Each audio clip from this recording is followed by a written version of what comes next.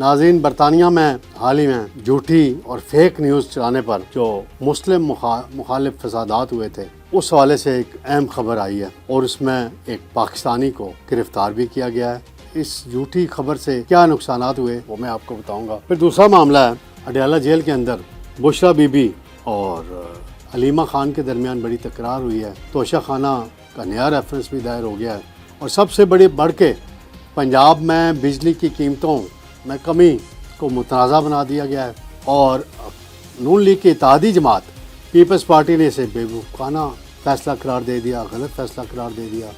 وزیر اعلیٰ پنجاب نے آج بڑا سخت رد عمل ظاہر کیا ہے مراد علی شاہ کے بیان پر۔ یہ سارا معاملہ ہے کیا؟ اور فضل الرحمان صاحب نے میدان میں آنے کا بالآخر فیصلہ کر لیا، اور ان کے میدان میں آنے کا مطلب سمجھیں کہ خطرات بڑھ جائیں گے حکومت کے لیے۔ اس پر بھی میں آپ کو بتاؤں گا۔ بسم اللہ الرحمن الرحیم۔ ناظرین، میں ہوں طارق سمیر، ڈیلی ممتاز ڈیجیٹل کے ساتھ۔ ناظرین، برطانیہ میں حال ہی میں جھوٹی اور فیک نیوز چلانے پر جو مسلم مخالف فسادات ہوئے تھے، اس حوالے سے ایک اہم خبر آئی ہے، اور اس میں ایک پاکستانی کو گرفتار بھی کیا گیا ہے۔ اس کی اس جھوٹی خبر سے کیا نقصانات ہوئے وہ میں آپ کو بتاؤں گا۔ پھر دوسرا معاملہ ہے، اڈیالہ جیل کے اندر بشرا بی بی اور حلیمہ خان کے درمیان بڑی تکرار ہوئی ہے۔ توشہ خانہ کا نیا ریفرنس بھی دائر ہو گیا ہے، اور سب سے بڑھ کے پنجاب میں بجلی کی قیمتوں میں کمی کو متنازع بنا دیا گیا ہے، اور نون لیگ کی اتحادی جماعت پیپلز پارٹی نے اسے بے وقوفانہ فیصلہ قرار دے دیا، غلط فیصلہ قرار دے دیا۔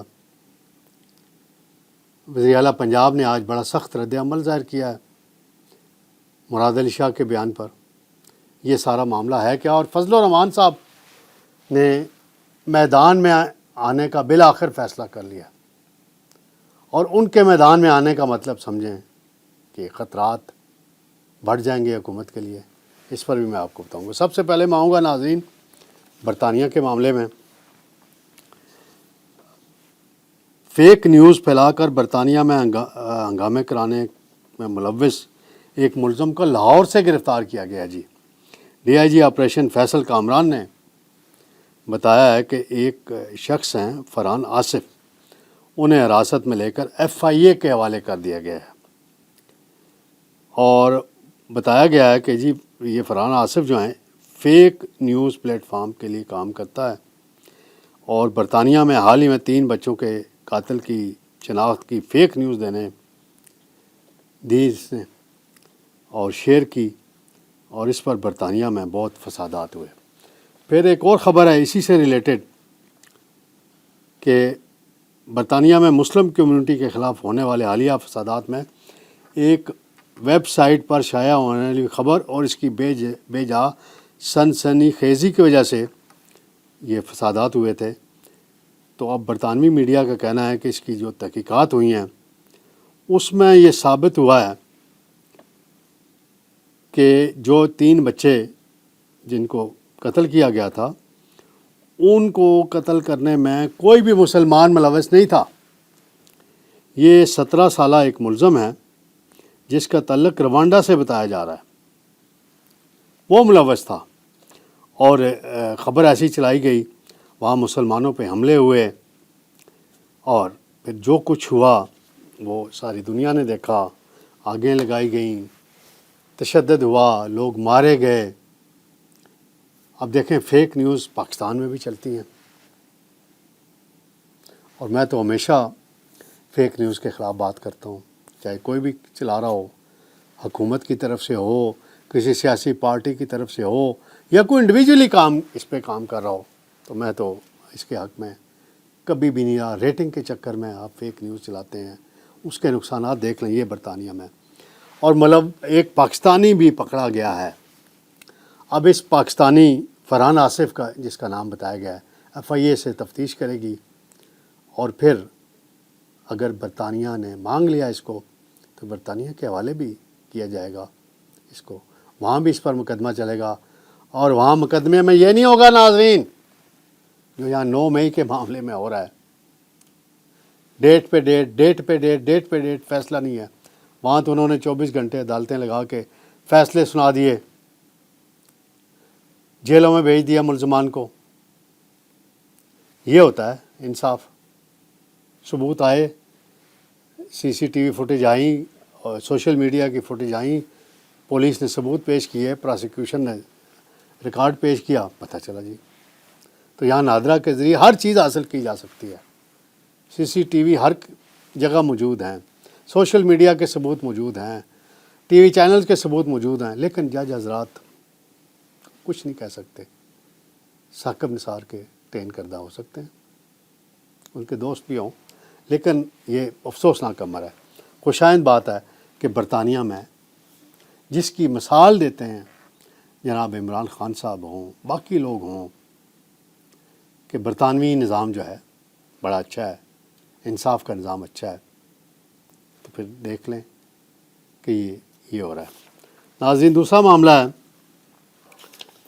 میں بتاتا چلوں، عمران خان صاحب کی ہمشیرہ ہیں علیمہ خان اور بشرا بی بی جو ان کی اہلیہ ہیں، اور کل شور شرابہ ہوا تھا احتساب عدالت میں بڑا، عمران خان صاحب میڈیا سے بات چیت کر رہے تھے تو تلخ جملوں کا کہتے ہیں تبادلہ ہوا ہے، اور ان کے شور شرابے اور کے باعث بشرا بی بی کی کم عمر نواسی رو پڑی تھی، تو یہ اور عمران خان صاحب بھی گفتگو صحیح طریقے سے نہیں کر سکتے۔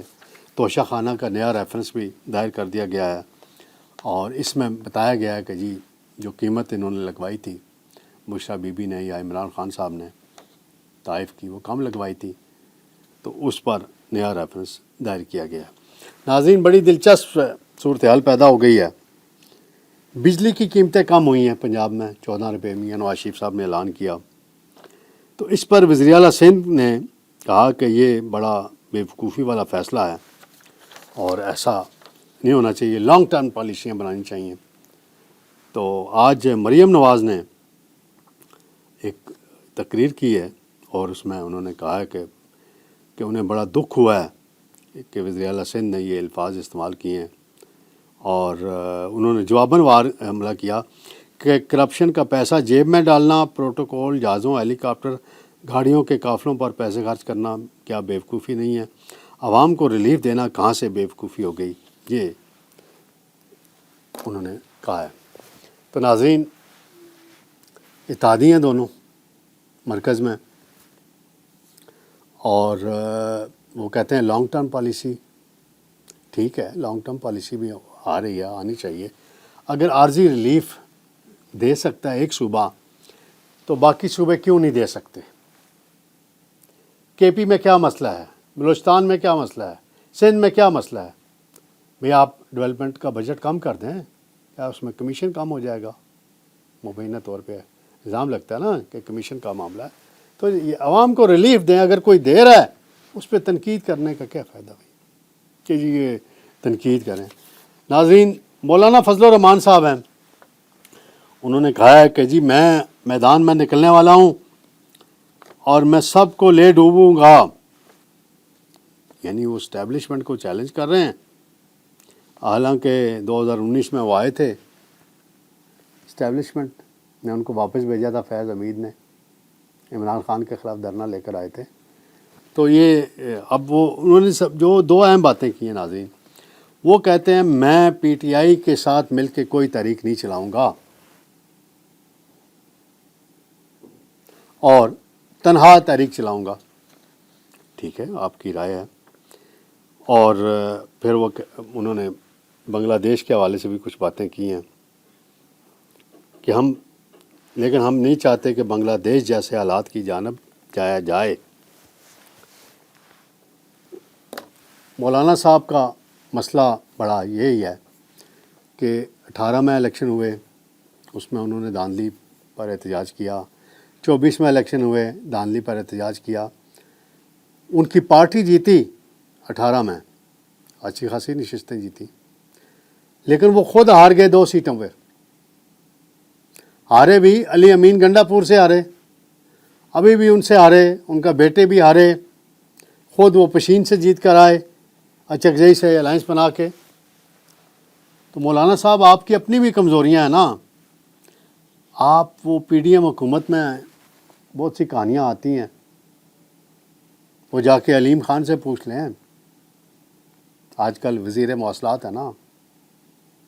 پھر وہ ہاؤسنگ کے منسٹر ہیں آج کل, ریاض پیرزادہ, ان سے جا کے پوچھ لیں کہ آپ کے منسٹر صاحب وہاں کیا کرتے رہے, کیا گل کھلائے انہوں نے, اور پی ڈبلیو ڈی کو کیوں بند کرنا پڑا. ان باتوں کا بھی تھوڑا سا جواب دے دیں.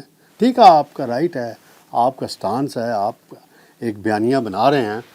ایک پہلے آپ بیانیہ بناتے تھے عمران خان یہودیوں کا ایجنٹ, اب آپ وہ کہہ رہے ہیں وہ سیاسی بیان تھا. بھئی آپ اپنے حامیوں کو اور ووٹروں کو بیوقوف بناتے ہیں. ووٹر اتنا بیوقوف نہیں ہے.